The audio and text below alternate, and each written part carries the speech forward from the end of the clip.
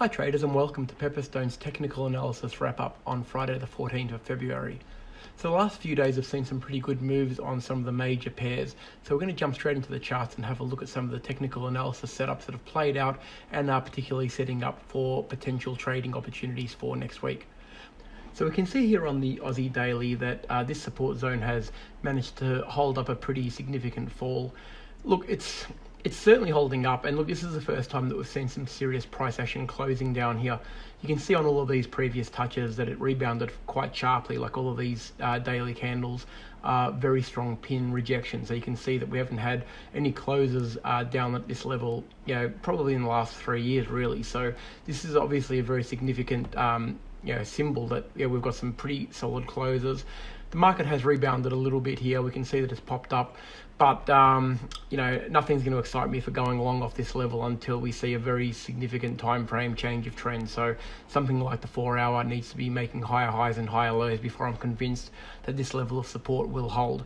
But looking at this, I'd be probably thinking if it finds any sort of resistance at the 20 moving average, which it certainly could do, it's probably going to be heading south again fairly quickly. So it'll be interesting to see what it does on the 4 hour. We want to see definitely at the very least this high broken here, and a series of higher highs and higher lows, and that may well convince me that we are looking long again to get to potentially that 68, 69 level. But yes, it's a bit of a double bottom on the 4 hour, and there is some MACD divergence, but the overall picture on the daily is still looking fairly short, so not one to be getting too excited about just yet. Okay, the US dollar CAD we'll jump into now. So this is a daily on that. Obviously, this level of resistance has been in play for quite some time. We can see that it's been channeling. It's sold off a little bit now over the last, this week really. We've had a bit of weakness in this pair, no question about that. We'll go to a smaller time frame, and that will tell us a little bit more about what we're seeing. It's been a pretty sharp drop. Now we've had that pullback to the 20 and the 50 on the 4 hour time frame. Now, if we draw a fib on that, we can almost be certain that it's probably going to be a 23 or maybe even a 38.2, which it is. It touched the 38.2 there. So look, it's certainly got some traffic in front of it if it's going to go up from here. One to watch, really. I'm not convinced. It hasn't done enough to say that we're going to short it just yet. It needs to make a lower low. That will give us our confirmation that we've got a change of trend on the 4 hour, which is obviously the lower high and lower low sequence, but it needs to break down past this level before I get excited about this one. So certainly one to watch and set your alerts for, but it is coming off a pretty significant level at that resistance. So it doesn't surprise me that it has sold off from there, but the next move now will have to either make a low here, or it could potentially test the upside again, which could potentially cause the break. So one to watch on that one. All right, we'll jump now into the US dollar Swissy. We were talking about this at the webinar on Wednesday night. You can see that the double bottom is definitely formed. It's played out. It's probably an interesting one to take note of, really, because we had a very interesting candle pattern set up here. We can see that we've obviously got an evening star on a daily time frame at the top of what was looking like a double top at the time. But it's just a very, very good reason to be waiting for the confirmation close like we always do. A lot of traders may have potentially tried to get in on this one early and trade a break of the neckline that didn't actually happen. You would have got burnt out pretty quickly on that one. So as it's turned out, it's ended up a double bottom instead. And so if you've waited for the confirmation, which you always should do, you're definitely safe on this one, and it's probably looking fairly long now. So obviously the next point of resistance is the yellow line in the 200 here, which is around that 95-cent level, 98.5-cent level, sorry. So we're going to be keeping an eye on that one. That's probably the next target if it is indeed moving up. But potentially a test down to the 20 will give us a re-entry zone on this one and give us that sequence of higher highs and higher lows. But definitely a very good lesson on waiting for confirmation before you get into a trend on this one. Okay, the US dollar yen is the next one we will look at. It has certainly been positive over the last few periods, but the last 2 days of this week have been definitely weak. It's obviously, we can see here we've got our bearish candle, and we've got a bit of a doji happening now. It seems to be having a little bit of trouble breaking past this high, and until it breaks past this 110 sort of 20 area, it needs to break that with a solid close before we're convinced that it's going to go further. the next line of definite defense is going to be around that 112. So if it does make that new high, which we're all anticipating and hoping it's going to do for us, we've certainly got some blue sky in front of us, but it has to do it. It's struggled to do it most recently. And yeah, we need to find a good close above this 110.20 before we get excited about the long here.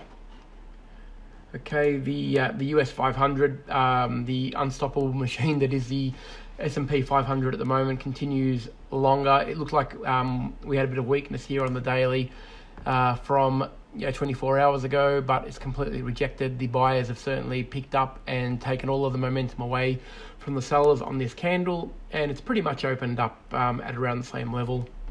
Look, we've got President's Day on Monday, which is, it's obviously going to be a holiday on Monday in the US, so we're probably not going to see a lot of action in the next 48 hours. So today, whatever we see tonight is probably going to be a little bit relaxed, knowing that they've got the day off on Monday, the markets in the US. So probably just a wait and see on this one. No reason to be going long from a technical standpoint other than that it's making new highs. We haven't had a deep enough pullback to get in on the long, and it certainly hasn't given us any signs to potentially short it. So probably just a watch and see and set alerts on this one, but it's not going to, just be mindful that there is a holiday on the Monday, and it may be a very quiet trading period. So just keep your eye on that one. Move on to gold. The gold US dollar has been, a pretty nice trade, I think, from a scalping standpoint. It's been bouncing off this 20 and the middle Bollinger Band. It came off this roll reversal zone, which is now a very strong level of support at the 1550 area. Anyone who's long on this would be relatively pleased. Look, it's not giving a great deal of clarity as to how high it's going to go, but a lot of this is dependent on obviously what happens on the US front with the S&P 500. If it starts to sell off a little bit, I'd fully expect that we're going to test the tops here at around the 1585 to 1590, and potentially move on to the 1600 if the move is adverse. So basically, if you're in, great, but you're going to have to wait for a bit of a pullback down to that 1550 area to potentially get on board this one again if you're not in it, or at least, at the very least, pull back to the 20 and maybe look for a smaller time frame change of trend to verify the direction. But if you're long, there's probably no really big reason to exit it just yet.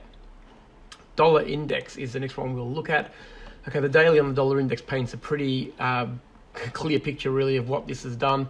The inverse head and shoulders completely played out. Obviously, it's broken past those highs that we were talking about at this level here, and it's pushing past and starting to attack now the next level of resistance, which is around that sort of 99 area. Now, look, there are two cases for this here. It's obviously at a resistance point here at the 98.80.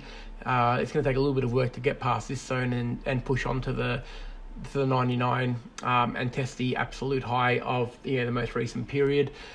I would expect that we're probably going to see some sort of a pullback before it does that. It would be unusual for this to push that high, and not really. It hasn't really pulled back at all. Over the last 2 weeks, it's just been a big move. You can see the last 8 or 9 days have just been all bullish without any real pullback of significance. So one to watch, probably going to the smaller time frames on this one and look for clarity as to whether it is going to find some sort of serious resistance here, and potentially pull back a fib zone and maybe come and retest this area from the top.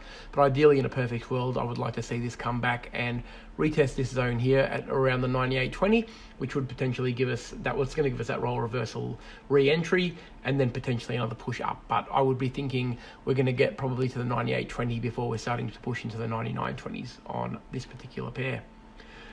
Okay, the last couple we'll look at, the Euro USD. This has broken a very significant zone. We can see here that this is a daily chart. We were talking about this at the webinar. You can see here that this level, I'll pop this line here for us, has been a very significant zone, break and a clear break now. So we've got 2 candles verifying it. We have to go back in history almost to a weekly now to find the next serious level of support that we're going to find. And look, failing a pullback, if this candle happens to close, this weekly candle happens to close around this level, which is a very clear break of that support, the next real support is around that 107, if you like, which is still a decent amount of pips away. And failing that holding up, you would think that we're going to be probably testing the 1.5s again. So, you know, in our view, when we do break a significant zone like that with a big red weekly candle like that, if it does hold up for the next 24-hour period, you would be expecting that we're going to be probably testing the 107s, and at an extreme, probably the 105 zone. So look for a retest. I wouldn't mind seeing a pullback now to this level to test it, cause a role reversal zone and find resistance, which was once support. And I would be thinking that would be a really nice area to potentially continue the short, but certainly no obvious technical analysis for the long on the euro. So you'd be a brave person to be longing it, or if you are, you're seeing something that we certainly aren't. So I'd be liking to think that it's going to test this level here and potentially continue the sell-off, unless of course we get a change of trend on the smaller time frames, maybe a 4-hour probably at the very least, to see some higher highs and higher lows, and potentially start to take along from there. Okay, so I hope everybody's had an awesome week's trading and this technical analysis wrap-up has been useful to you. We're going to be starting to present them every Friday, and we look forward to your thoughts on what we could cover in the future. Have a great weekend, everybody.